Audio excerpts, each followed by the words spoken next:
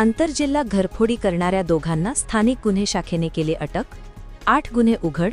2,03,580 रुपयांचा मुद्देमाल जप्त. यवतमाळ जिल्ह्यात वाढत्या घरफोडीच्या घटनांवर आळा घालण्यासाठी स्थानिक गुन्हे शाखा यवतमाळ यांना गुन्हे उघडकीस आणण्याच्या सूचना देण्यात आल्या होत्या.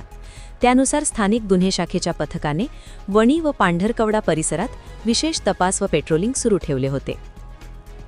दिनांक 24 डिसेंबर 2025 रोजी वणी पोलीस स्टेशन हद्दीत पेट्रोलिंग दरम्यान लालगुडा परिसरात संशयास्पदरित्या फिरणारे 2 इसम पोलिसांच्या नजरेस पडले.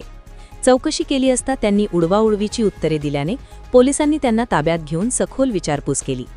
त्यावेळी आरोपी सचिन संतोष नगराळे, राहणार बोरगाव अहेरी, तालुका वणी व कार्तिक शंकर साळवे, राहणार हुटकाळा वॉर्ड, चंद्रपूर यांनी घरफोडीच्या गुन्ह्यांची कबुली दिली.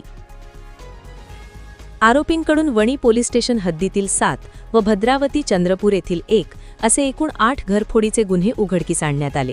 त्यांच्याकडून चांदीचे साहित्य, टीव्ही, होम थिएटर, माईक व रोख रक्कम असा एकूण 2,03,580 रुपयांचा मुद्देमाल जप्त करण्यात आला आहे.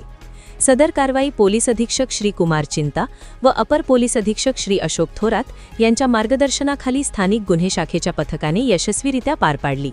पुढील तपास वणी पोलीस स्टेशन करीत आहे.